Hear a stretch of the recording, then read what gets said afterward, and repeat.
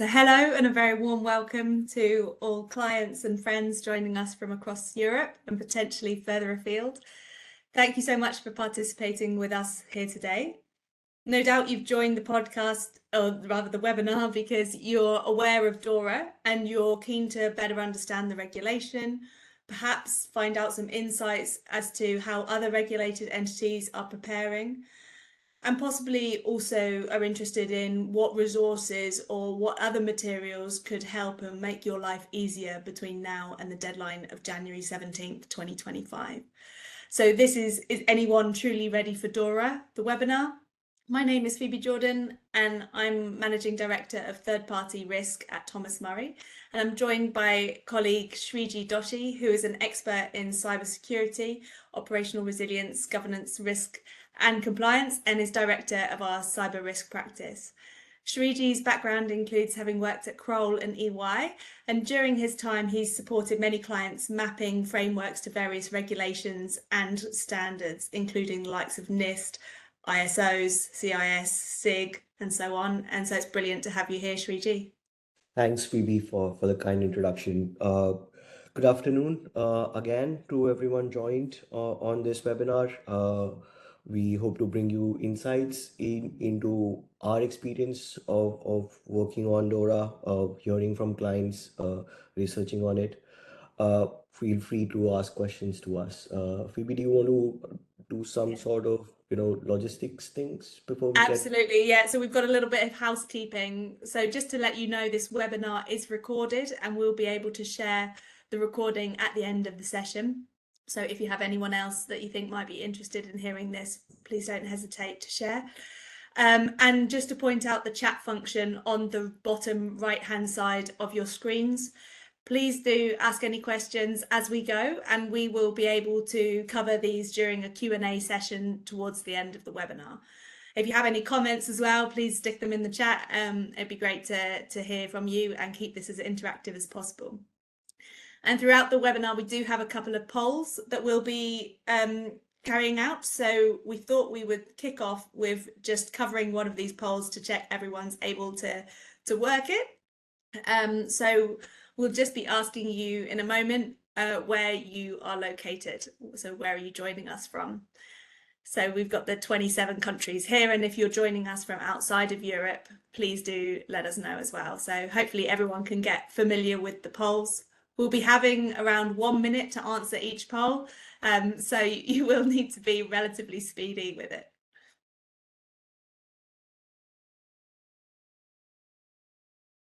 So Shreeji is actually joining us from Belgium at the minute. Is that right, Shreeji? Yes. Fantastic. And I'm based in the UK, near London.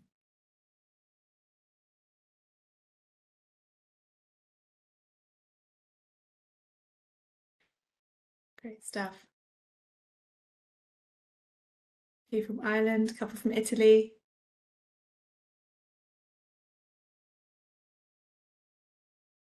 Quite a few from outside of Europe, which is really great, interesting.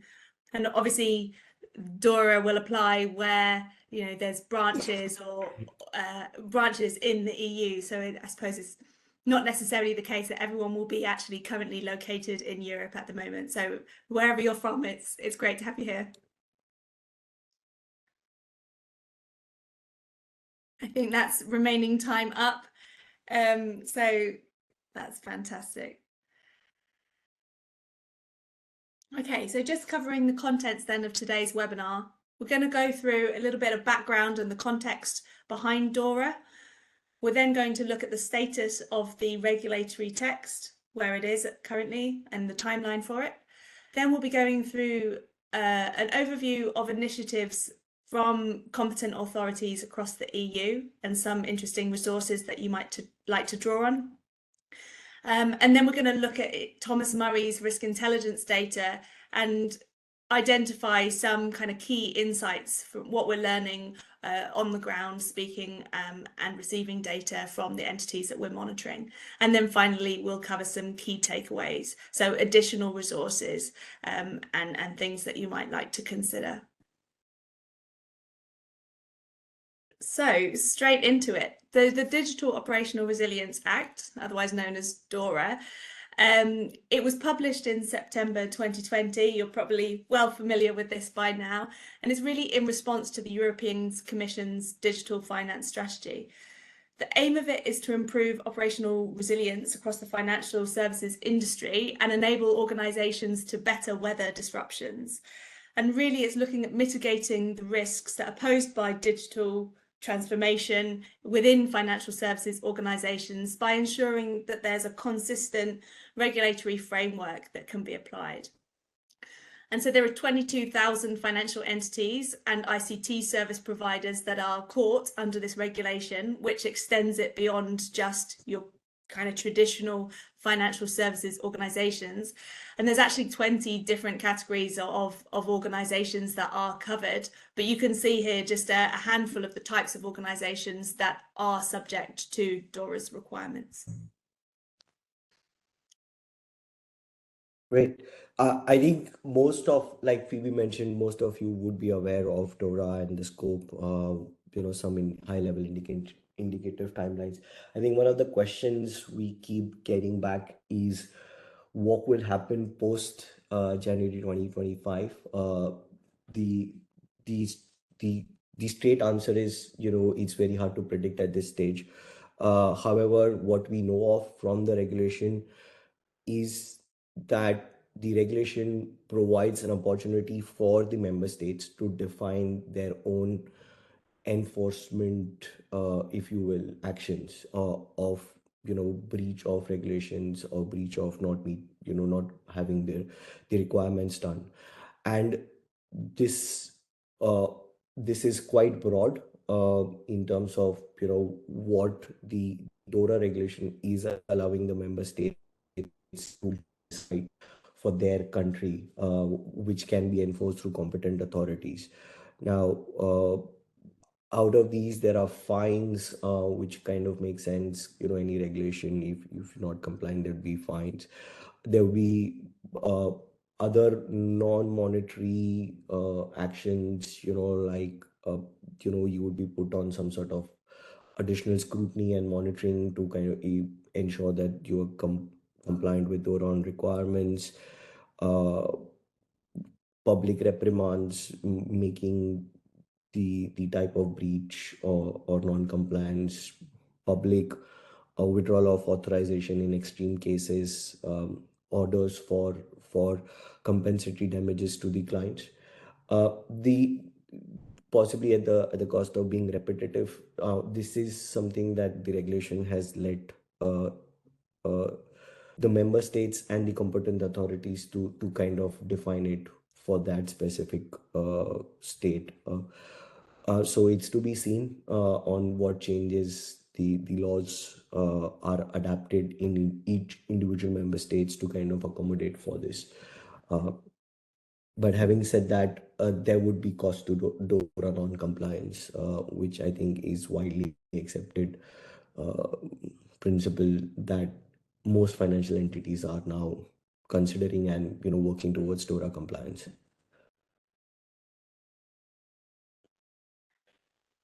Well, just so that we are all aligned, what are the key areas on DORA, and on the regulations, um, based on five principles or five pillars. Apologies. Uh, the first one is ICT risk management, which is it's providing requirements of organizations to set up governance, to have three lines of defense model, emphasized on management involvement in the risk management process. It goes into far more details into what kind of constitutes of ICT risk management framework, what kind of policy procedures you need to have, what kind of controls to a certain extent uh, uh, organizations needs to consider in wide array of information security or cybersecurity domains. Um, but from my point of view, I think the most important part is enforcement and implementation of three lines of defense, management body being responsible for overall risk management and their involvement in it, and their understanding of operational resilience risk. So these are for me the key requirements that are there from this pillar. On the incident response reporting side, it's looking to standardize how IT incidents are reported across all member states. It's a phenomenal initiative. It was done to a certain extent with this one. This is kind of taking it more broader by covering a lot of entities. It has detailed around, how do you classify incidents, what kind of information you need to have in a notification, what are the timelines for notification. uh, pre- Quite significant, exhaustive. I think one of the key requirements that I see a lot of organizations that may not have incident management processes mature is the crisis communication strategy. uh, so this is one element. There are a couple of other elements which I'll speak about later during the course of the presentation.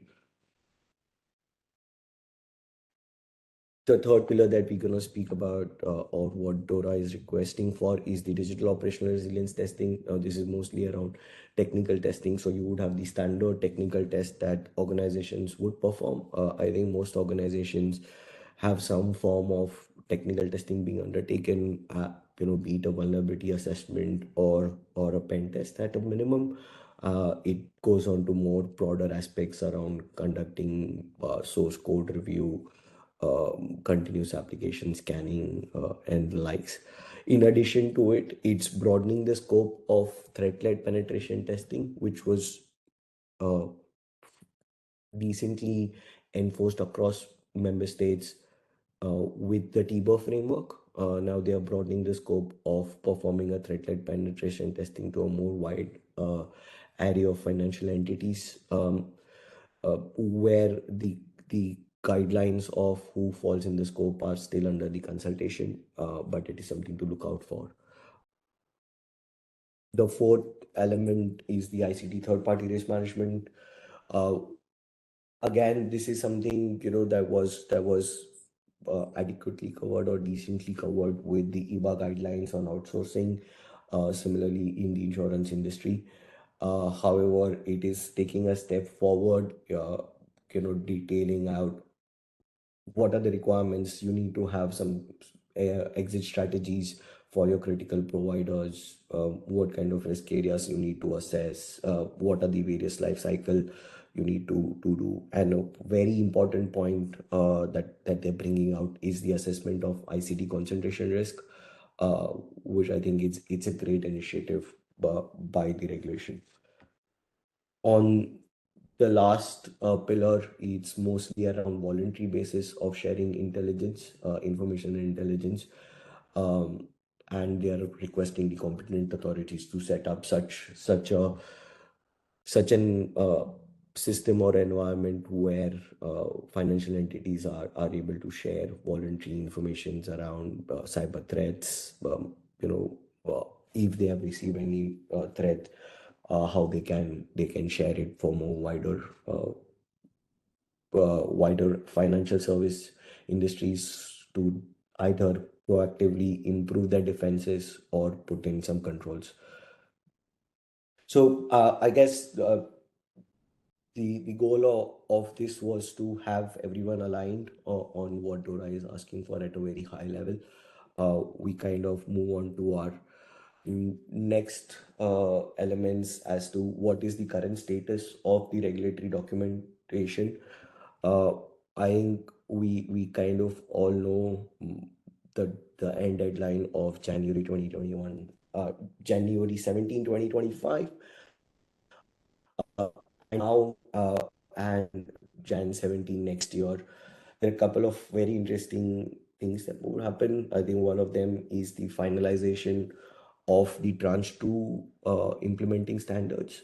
And earlier this year, there was the finalization of the tranche 1 of the implementing standards, uh, where mm, these the requirements were further clarified on the area of ICT risk management framework, on the incidents, on how do you classify them. So what are the bases in which you would define an incident as critical or significant? Uh, and then there were uses on guidelines of services from critical or important functions.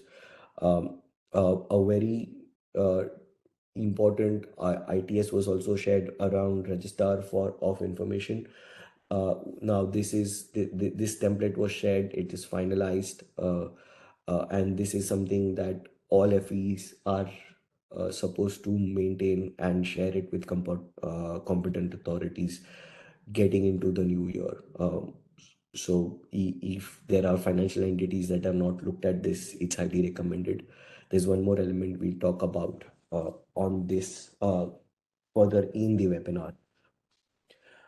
Now, in my experience of speaking with a lot of clients, they had an ongoing compliance program, which was started possibly towards the last quarter of last year. So they were already progressing significantly based on the interpretation of the DORA regulation that was finalized in 2023. Uh, for them, it's very important that they do uh, a stop and check uh, based on these new standards and regulatory text that are available, just to ensure that they are still on the right path. If they need to adapt or refine what they had in their compliance plan or the compliance roadmap, they should factor in all of these elements. Especially, I think one of the key areas that I believe where there is a huge impact is on the criteria for classifying ICT related incidents, and on the template of information of registers. I think because this may warrant some sort of process change, uh, uh, you may have to capture additional information, or provide more inputs into your incident response processes to ensure that you are able to classify your ICT incidents in a way that has been recommended in that standard. Additionally, the template on register of information is also important, because you may have to kind of see whether you are able to collect all the information that is there, you are able to populate it. So eh, there is no right time to do this, but between now and July, it's highly recommended that for organizations especially who were already on a compliance roadmap, there was some starting somewhere last year, to do a stop check. Moving on to to the next tranche of implementing standards, there are a couple of very important, again, documents. These are currently in draft. They are likely to be finalized somewhere in July. But on the ICT related incidents, there are, in my opinion, again, will require a good relook at the incident management process, purely because of two things. One is on the incident notification timeline. So, if it is if it has been identified that it's a major incident, you need to report the initial notification not less than not later than 4 hours, or 24 hours from identifying the incident. Uh, then the intermediate report not later than 72 hours, and within 1 month you have to issue a final report. This again, you organization needs to do a tabletop exercise in order to kind of determine what they would need to do to ensure that they're able to populate these reports. Would they have all the information ready? And on that point, the other RTS, in terms of what kind of reporting you need to do, which is also exhaustively articulated in these standards. One of the key things that I've noted is on the materiality thresholds. So have they been adequately articulated for the teams to understand, process when they are gonna classify ICT incidents? So that is one. The second is, in the final report, you organizations are expected to submit a lot of loss data. So response cost, any loss data that you encountered, there are multiple, like if I, at the top of my head, if I recollect, there are like 10 to 15 odd loss items that organizations are expected to include in their final notification. Now, again, going back on past experience of how organizations have written incident response plan, what do they capture in their incident report? I think this is one area where organizations would need to do a lot of work because this information is not readily available with the cyber team. You have to speak to a lot of people within the organization, collaborate to get this information.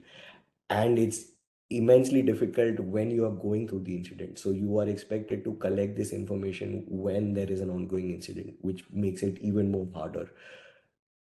And that is needed, and it kind of creates even more requirement that organizations test this, define it, test it, define and test it, so that they have a better handle of doing this when the untoward incident takes place.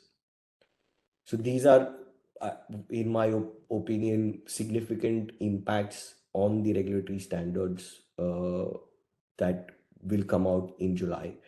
We have the draft, so you can already start working on it. However, the the post finalization, there has to be an initiative within the organizations to kind of refine, review, test, update at least one cycle before you get to the Jan 17 timeline.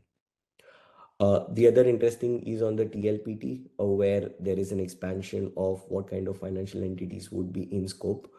Um, and I think the definition is left a bit broader because there is an opt-in possibility by the competent authorities or the TLPT authority, like they say it in that standard, to based on ICT risk profile, based on systematic risk. So based on systematic risks, I think that is not, that is well defined in the scope. However, if they're giving the opportunity for the TLPT authorities to kind of expand it using ICT risk profile, that can get a lot of organizations in scope. So it's to be seen of how the TLPT authority of a competent authorities kind of go about doing that.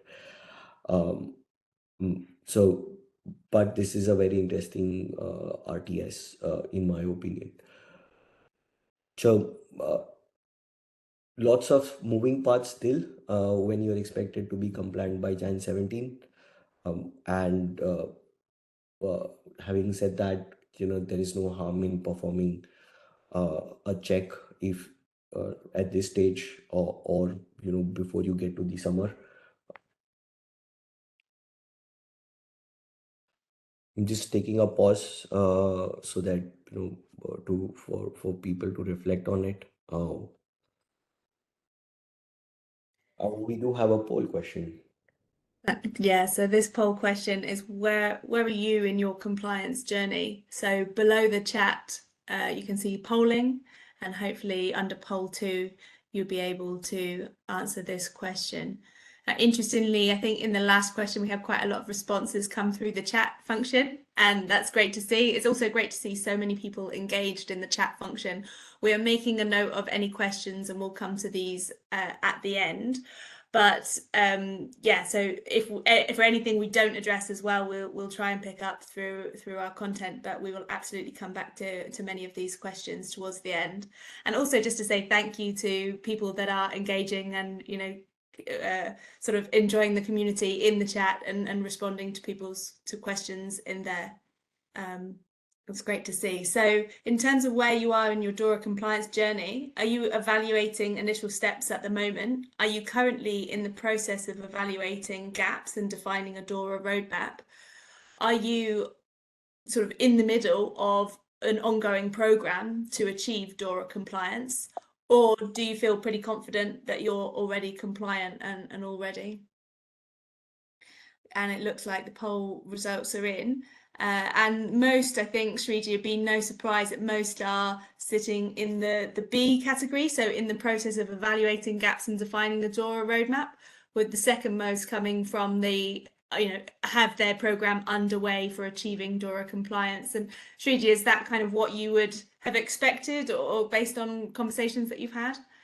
Yeah, I think that's kind of fairly representative. Having said that, we've been reached out by smaller, from a size point of view, smaller financial entities that are still somewhere in A. What I'm more, interested to kind of get is, there are 2% who believe they are all ready for Jan 2027, which is great, as in if they have full comfort on their existing DORA compliance roadmap and the implementation, that they'll be able to kind of respond to any of the regulatory requests that may come in future, especially about the moving parts that we spoke about, which is quite great. But it's also representative that it's around 2% of the respondent. So indeed, yeah, I think uh, quite representative of how we see most organization is, and it's also reflective of what we have from a webinar title, that there are a lot of organizations still working towards DORA compliance, or either evaluating gaps. So thank you all for who've responded on this. And just for the benefit of everyone, we have 10% respondent on A, we have 17% on B, 12% on C, and 2% on D.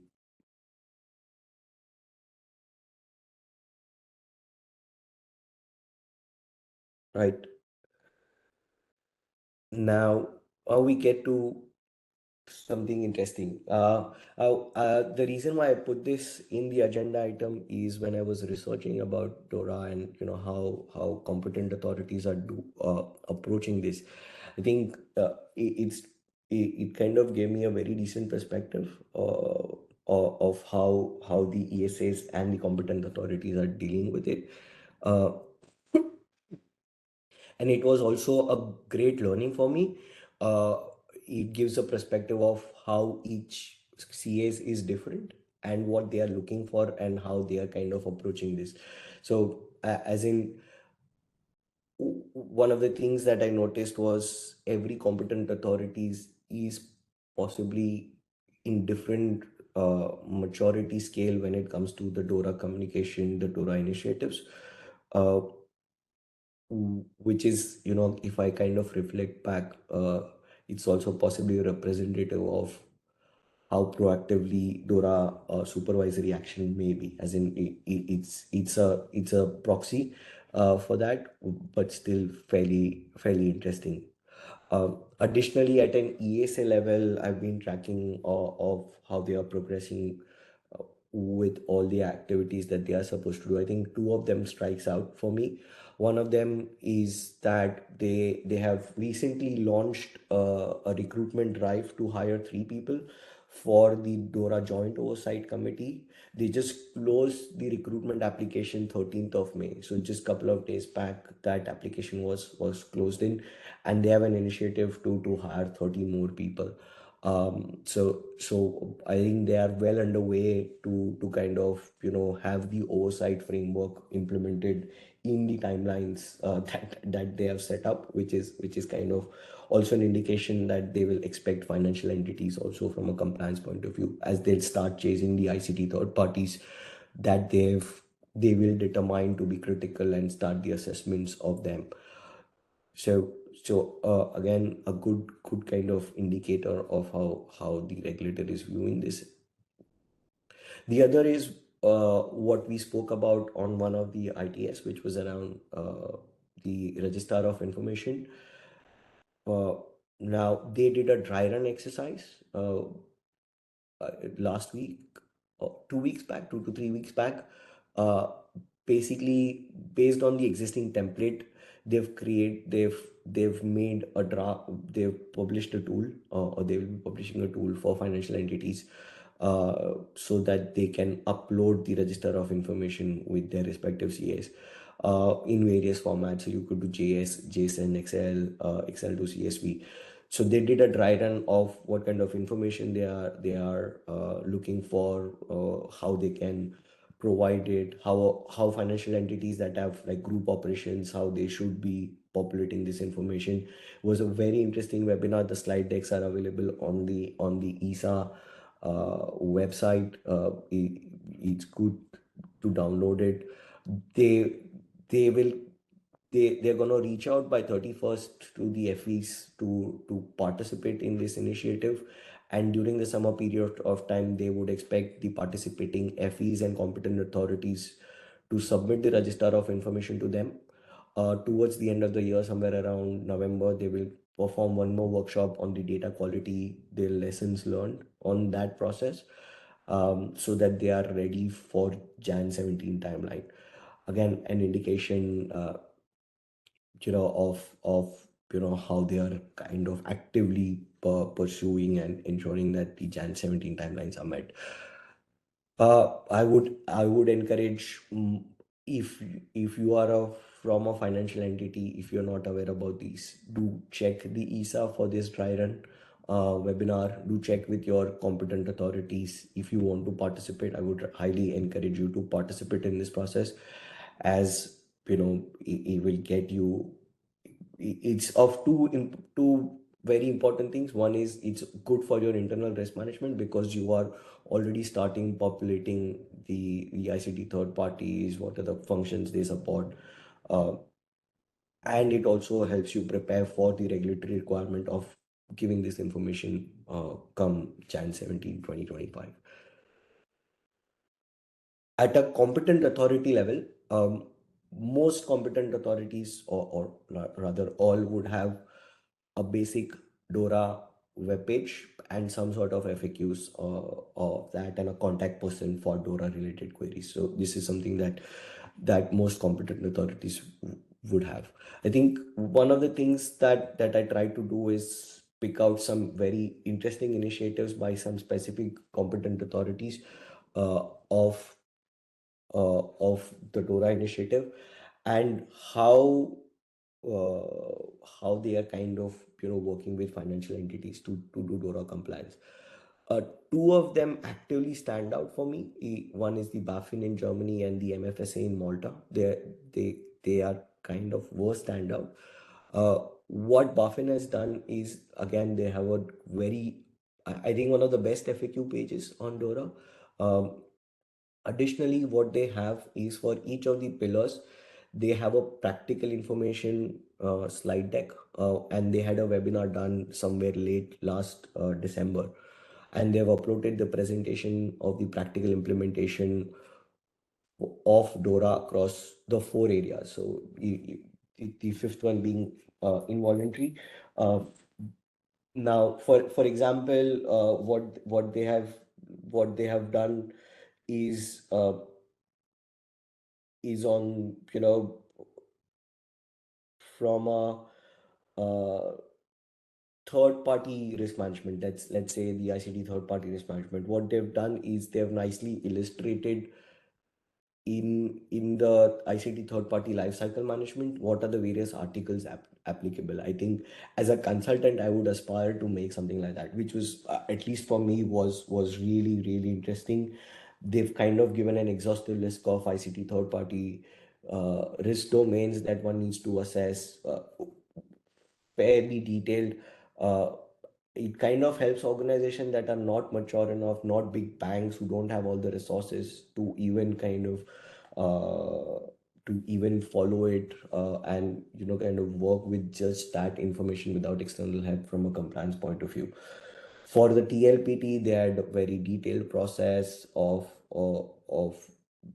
how they would conduct TLPT, who they can contact in the TLPT authority already, which again, something I found it really really interesting.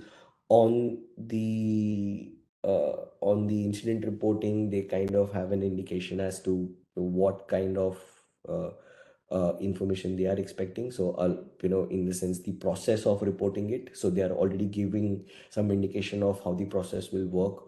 Now, banks might be used to it, smaller FPs may not be. So it's a good indication of how the process will work, and possibly that process might be replicated across other competent authorities. So very good content on that. On the risk management framework, it sets out detailed expectation. It will go on to, if we're talking about network security, what is it we are expecting in the network security? For encryption, what is it they are expecting? So very exhaustive, very comprehensive. Uh, it's a great resource for organizations wanting to do DORA compliance, where they are not taking external help. Even if they are taking an external help, it's a great tool to kind of challenge your external provider for DORA compliance. Moving on to the MFA side. Now, on the MFA side, they have taken a very different approach. They use the term minimum expectation. So they had a minimum expectation for 2023. Now they have a minimum expectation of 2024. In 2023, they had around 9 expectation, and in 2024, they had around 8 expectations. On the 9 expectation, it was mostly around you've done a gap assessment, there are costs being identified, you're adequately budgeting for those.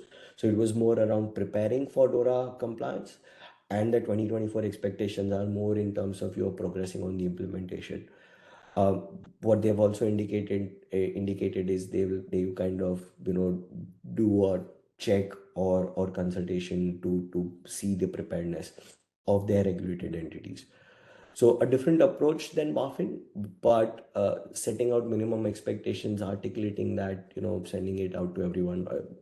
Again, in my opinion, very decent initiative. So these were the two that stand out. There are other three that I kind of bring in. Apologies. On the Netherlands side, again on the lines of BaFin, but not as exhaustive, not as exhaustive as BaFin. But they have three updates where they are articulating or paraphrasing the requirements of DORA in their language. What is it they're expecting of the organization? So what do we expect from you kind of boxes there across overall DORA, ICT third party risk management, ICT risk management framework. So, and there is more planned for Q2 this year. So there is more such update notes available to be made available by the AFM. The fourth one I've put in is not basically a competent authority, but more at a Ministry of Finance level, where they have released a consultation paper of the DORA regulations within the with the impact on the Norwegian regulations and changes that they need to make to the law. They are kind of also indicating where the FI in Norway would kind of need to kind of invest in resources. So they speak about TLPT, that they would need to get more resources for TLPT. They would need to more resources from an incident reporting point of view. They kind of articulating such an impact that goes to show uh, what their intent is, how they plan to scale up, which kind of again is a proxy of what kind of supervisory action can we expect from them. They're also indicating how they're going to interpret the various uh, uh, repercussions of non-compliance of DORA. I think one of them stand out is within their law, it is possible to implement violation or infringement fees, which they have already indicated, and they are also indicating what kind of changes to the law they might have to adapt to ensure that even DORA is covered as part of that. However, one thing that I noticed, which was quite interesting, is that they will have to list explicit scenarios of what kind of DORA non-compliance would translate to a violation or an infringement fees. Again, these are all proxies when you are trying to kind of see what will happen in future from a DORA compliance. uh, it's for us to kind of contextualize in your specific organization, your specific competent authority. but it kind of gives a broad view. The the last one it was from France.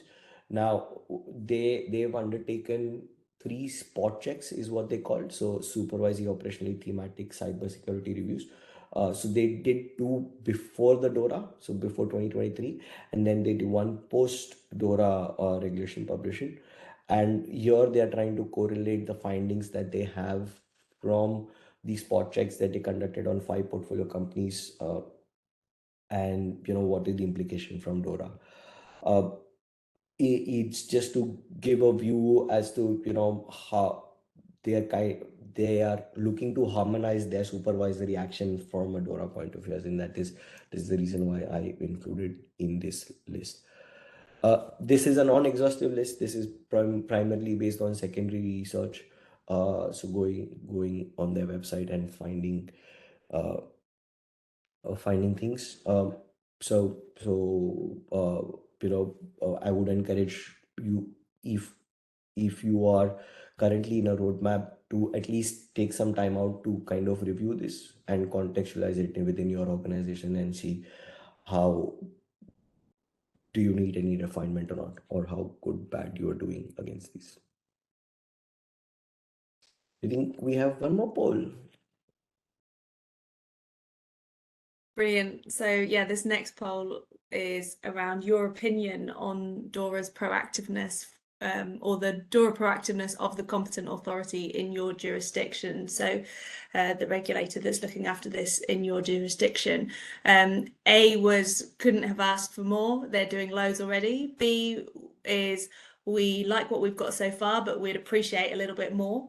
C is there is information and initiatives out there, but they haven't really been very well communicated. And D, is there a lot of room for improvement from your competent authority?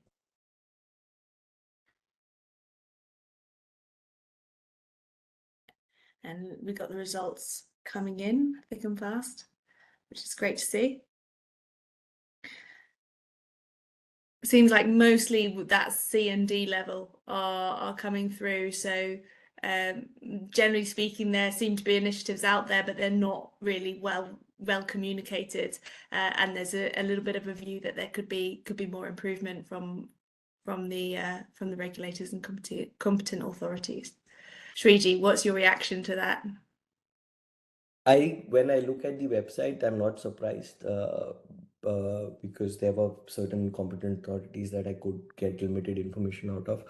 So and also, while speaking to a few clients, they were not even aware about the dry run webinar, which was very surprising. Um, I quite reflective of what I've heard so far. But there are 2% that that are really happy with their competent authorities, which is again, I think those are the 2% who I think are correlated to the responses that we had, where they are confident on their DORA compliance by Jan 17th. But fairly interesting. Again, the distribution is uh, plenty of room for improvement. 14 odd percent, 17% is for C, 8% is on B, and 2% on A, and others are not no answers, so not answered rather. Great. So potentially the next area is looking at, it's going to be interesting. So we're looking at what kind of insights we've been able to glean from Thomas Murray's risk intelligence data. And for those of you who aren't familiar with Thomas Murray, we are a global risk intelligence company. So we're based in the financial services sector. We have a sort of solid client base of banks and funds. We've been around since the early 1990s, so our solutions have been really developed over many years in line with regulatory change as well as commercial needs. And we have kind of a focus on operational risks in these kind of organizations. And we source data from the likes of support banks, from official sources, from our on-site market visits, and also we receive a lot of information direct from the organisations themselves, as our clients require them to pass this information on to us. And we're really looking at financial market infrastructures such as central securities depositories and central counterparties, as well as sub-custodians, global custodians, cash correspondents, prime brokers, and transfer agents across the post-trade landscape and beyond. So, Shreeji, what kind of intelligence have you kind of been able to capture from the information? So, again, at Thomas Murray, like Phoebe mentioned, they've been gathering this risk intelligence data across various risk domains. So not just operational risk, but every type of risk domains.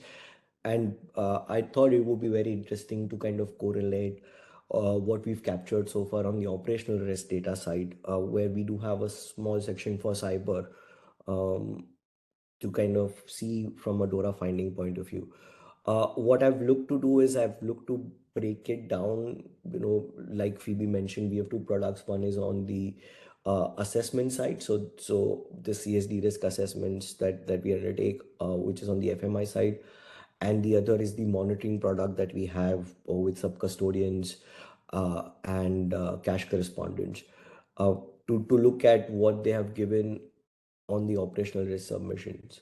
Now, just to clarify, this questionnaire is kind of a framework that has been agreed with a lot of parties involved with an industry association. Uh, so the information that we collect may not be very exhaustive, but it is an acceptable information collected for the parties involved. On the operational risk side, on the governance of it, so on the areas where ICT risk management framework, pillar of DORA comes in, at a bank level, what we've noticed is that very limited still have the internal audit reporting to a CEO, which kind of questions the independence of the audit function. And if we look at the three lines of defense model implementation, the DORA is kind of enforcing it. So there might be a conversation there, a more strategic conversation on implementing a enterprise-wide three lines of defense model. The audit frequency that the internal audit undertake for operational resilience, it was less than a year. For some, it was as late as 2021. Now, this will again have to change with DORA. Again, it says it should be commensurated to the risk assessments and the risk appetite. However, I believe, my personal opinion is that, if there is an assessment done by the regulator, they will question the risk assessment. If the risk assessment output says the internal audit will do an assessment, let's say every 3 years. So this is something that would need to kind of change, unless there is like an obvious justification. Um, yeah, in some cases, we also noted that there was no reporting on operational risk to or operational resilience to the board. Again, based on the DORA regulations, this is a practice that needs to done. There were few that have indicated that the policy was reviewed less than annually. Again, this needs to change, as there is like a yearly review indicated in the DORA regulation. Now, again, this is looking at, sub-custodian bank data and cash correspondence data from an operational instance that we've collected. So this is extrapolating or paraphrasing the responses in a way to make sense from a DORA point of view. At an FMI level, there are few FMIs, uh, especially on the eastern part of Europe, uh, that yet have not defined a risk appetite, and they have indicated that the policies are not that detailed when it comes to information security or operational resilience, and the improvement of training and awareness for their organization. So, which is at least for me, quite telling, because this is something that in my head was a far-fetched thing where, at least as an FMI level or sub-custodians and cash correspondents, which ideally should be big banks, still have some room for improvements um, in terms of ensuring that they are DORA compliant and require some changes, some tweaks in what they have currently. At a digital operational resilience testing, um, almost at a bank level, almost all indicated, which is an external testing team, which is, in my opinion, a decent approach. But for financial entities that have internal testers, there are specific requirements on the competency and how you evaluate the internal testers, uh, to whom you need to seek approval also from competent authorities. So for TLPT, so here there is limited impact, but I thought it was a very decent insight.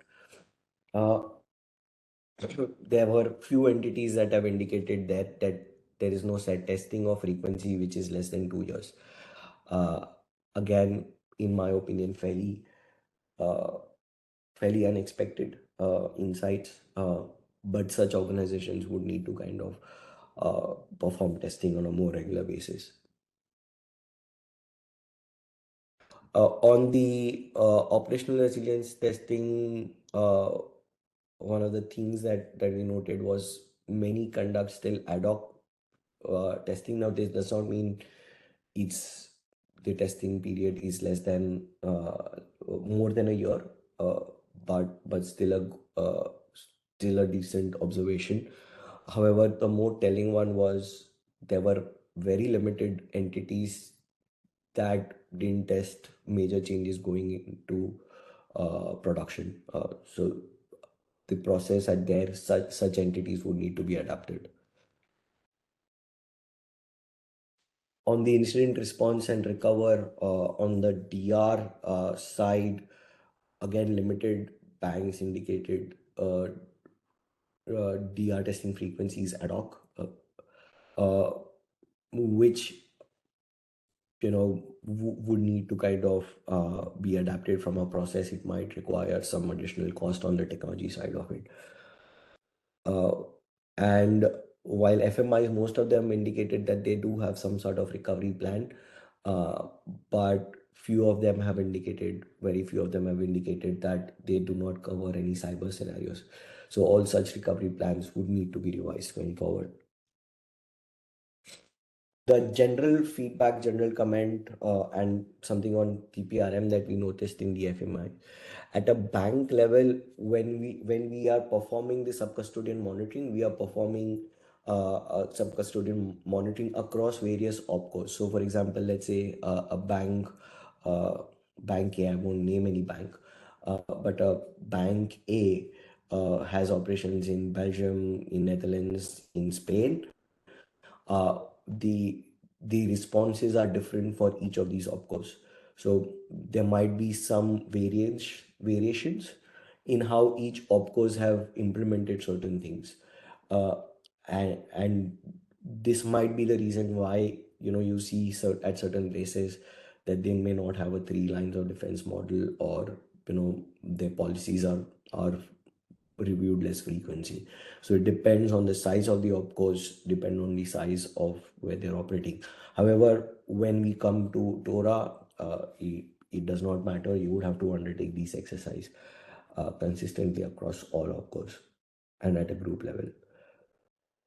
On the FMI side, we additionally capture implements around information around third-party risk management, and a number of them have yet to implement formal on-site assessments and SLA monitoring processes. So this is again one of the key requirements that is coming out of the regulation, and bu- even like a matured FMIs, who I think should have these in place, have some more work to do on the DORA compliance.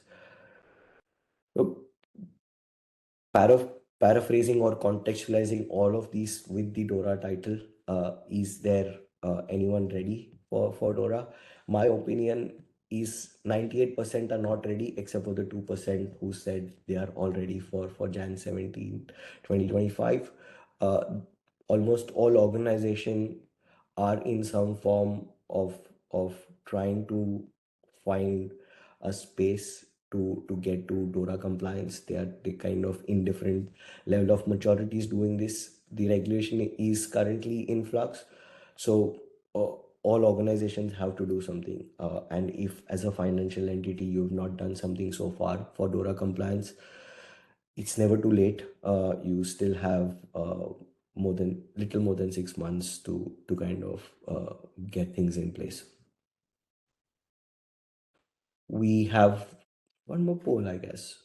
Yeah, so this poll is from for your organization, which of the following areas do you feel require most effort to achieve compliance? And you can select more than one here. So is it a case of needing to implement the lines of defense model, determining risk appetite, creating an inventory of business processes, critical functions, ICT assets and third parties?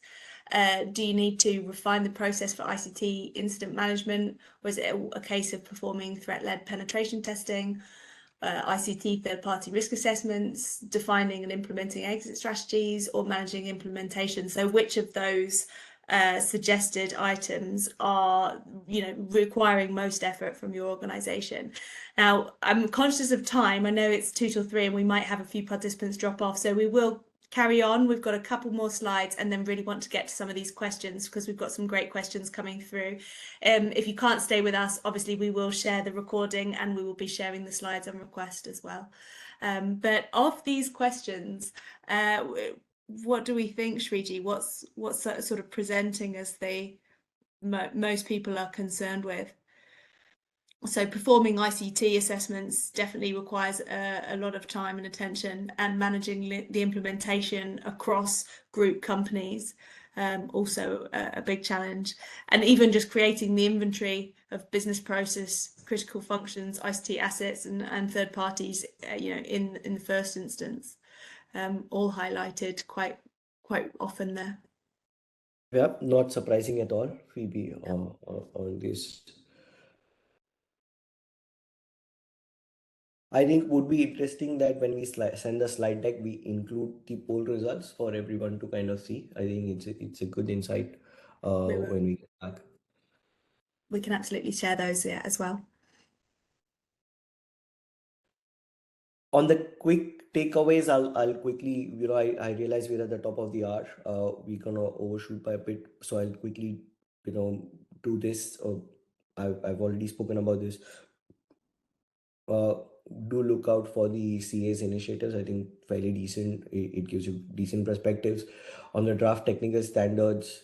There is still a huge implication on your existing processes, and you would have little less than 6 months to kind of adapt them into your existing processes. So do track them and do a stopgap analysis then.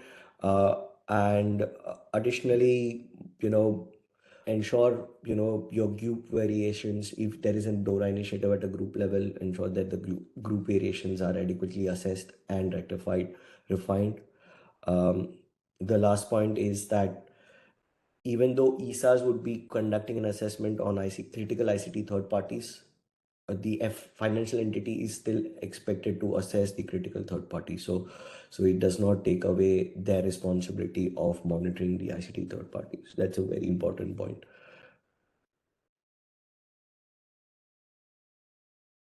And in terms of Thomas Murray's resources, so what's available today, we have the DORA Digest, which is a monthly newsletter which goes out containing various information. So March's DORA Digest contained information as to sort of comparing the various industry standards such as NIST against DORA. And we've also got a podcast, Shreeji, on the next slide, just showing kind of DORA Talks is the podcast, which is a 5-part series that goes into a little bit of detail around what the the challenges are for organizations looking at sort of third-party risk management, looking at it for FMIs and for pension funds, as well as looking into the Black Swan events. So if you're interested in that, you can find that on Spotify or YouTube. And also we've got the DORA Readiness Toolkit, which is a free tool that we can make available to you via our platform, Orbit Risk. And this essentially gives you step-by-step questions to answer. And then at the end of it, you will have a kind of assessment of your organization's readiness, how sort of much work you've got to do as an organization to really get in line with DORA. And so that's a really, really useful tool. So would strongly recommend anyone who is questioning how ready they are, how close they are, or how good their existing kind of roadmap is, to reach out to us and download that DORA Readiness Toolkit, and we can get that sent out to you. And there's a great template as well, a great sort of report that is sent to you once that's completed. So we found that clients that received that have really appreciated it. So yeah, just to whiz through the DORA resources and jump onto the Q&A. So Shreeji, we've had loads of engagement, which is brilliant. Some questions straight off the bat. Actually, we've had a few questions around the ISO standards and DORA. So one of them is, we're already ISO 27001 compliant. Would we still need to spend significant effort for DORA compliance? And then similarly, other people are saying, you know, how can you, what should I tell my clients to explain DORA versus ISO? And do the ISO series of standards already cover the areas in DORA? So hopefully these three questions can be answered in one if we look at how does DORA kind of compare to ISO 27001 and others. Yeah, I think if your organization has an ISO certification, so which kind of is indicative that there is some form of risk management processes in the organization. Now, if you are ready for DORA, you'd have to assess whether that risk management process has managed some representative of the management body overlooking the risk. So that is one very important distinction between the ISO organizations that have an ISO certification. Again, if we look at the ISO as a standard, the controls are not very prescriptive, as in organizations are free to adopt the ISO 27002 controls in that and have a statement of applicability. Now, if hypothetically speaking, let's say there is this control on incident response within ISO. It does not go into the level of details like how do you classify the incidents, how what are the reporting timelines, what are the reporting formats or reporting data you need to submit. So even if you are an ISO certified organization, you still have to evaluate whether you are meeting the prescriptive requirements of ISO. Similarly, on the ICT third party risk management framework, there are detailed requirements on the clauses. Now ISO does not give those. So organizations that are ISO compliant would have less friction to get to DORA compliance, but in my experience and opinion, organizations would still need to do a bit more. That's great, thank you, Shreeji. And another one, in terms of the critical providers, is there a list of who these are today? There is something that the joint oversight or the oversight framework is gonna produce. So we don't have that. I think there's one analysis already done in the RTS. I think it's an RTS around how many critical providers, what kind of services they are considering it, but the final list is not yet available. Sure. And I think there's some people asking sort of how do we assess whether DORA applies to their organization? Uh, Fundamentally, how they've defined this is DORA is applicable to financial entities within EU member states, and there are financial sectors. So they've kind of divided into financial subsectors, or from an applicability point of view. So if you are, let's hypothetically, a Latin American bank, but have a branch in Spain, that branch legal entity would have DORA applicability uh, because they would be registered with the Spanish regulator there, and you need to demonstrate DORA compliance for that specific branch or the operating company there. So DORA is applicable to non-EU entities that way. Additionally, the ICT third-party providers have DORA requirements because within the gamut of regulation, there's an oversight framework that has been drafted for providing an oversight of ICT third parties. Though there are no explicit requirements within DORA for ICT third parties in terms of what kind of controls they need to have. There are a list of 10 or 15 high level line items that has been there in the regulation. On It that seems. point, there was also a question on proportionality. The proportionality is covered in two or three ways. One is that there is a group of organizations or a section of subsectors that are qualified for simplified ICT risk management framework. Now, these would be fairly small organizations. One of the examples that come to mind would be a small interconnected investment firm that does not have presence in multiple member states, that they have presence in only one region. So that's how the principality is applied there. Additionally, at a TLPT level, the TLPT requirements are there is also an element of proportionality as to uh, what kind of organizations would need to participate in threat-led penetration testing. So proportionality is applied in yeah, two or three ways. And someone's asked, in terms of threat-led pen testing, the TLPT that you mentioned, if you perform pen tests for PCI requirements, how much of an uplift is it, if any, and how does it really differ from the PCI requirement for pen testing? Yeah. So again, it depends on what kind of financial entity it is. If your financial entity is primarily just payment card processing, and that's your only business, if you do that pen test, most assets are within that scope that you would need to do, and so it would possibly be covered. But if you are a wider business, then based on the inventory that you would create of the critical functions, the assets that you would have, you'd have to assess whether the scope covers those or not. So it seems like there might be still organisations, going back to the earlier question, wondering, whether they are sort of included as part of those ICT, third party vendors that might be needing to be monitored. And in terms of, so someone has said there's been no mention or request of any attestation. How do you know how the ESA are expecting to confirm a firm's compliance? Is it purely data collection? Yeah.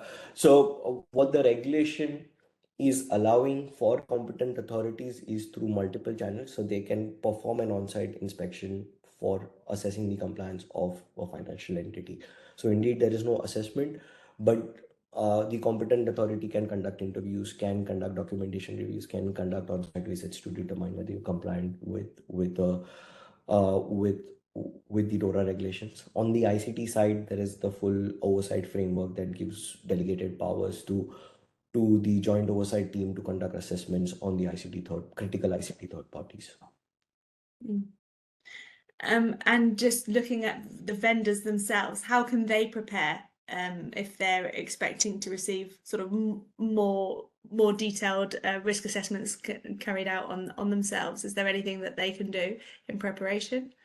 There is a uh, at a very high level, they have articulated the requirements of the ICT third parties, critical ICT third parties in one of the sections.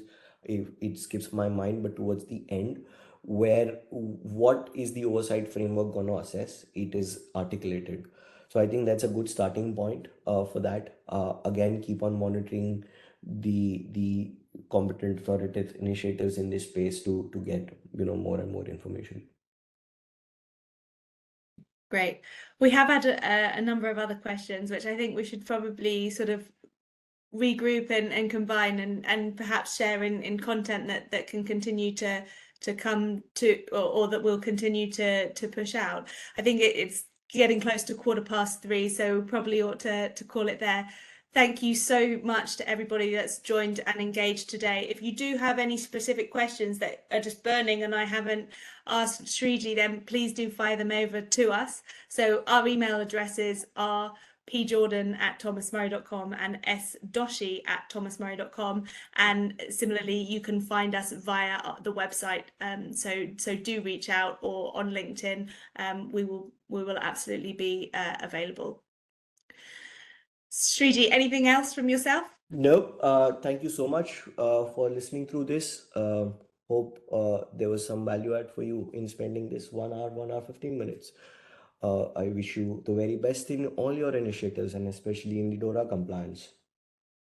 Best of luck to everybody. Looking forward to speaking to you soon. Thanks all. Thank you.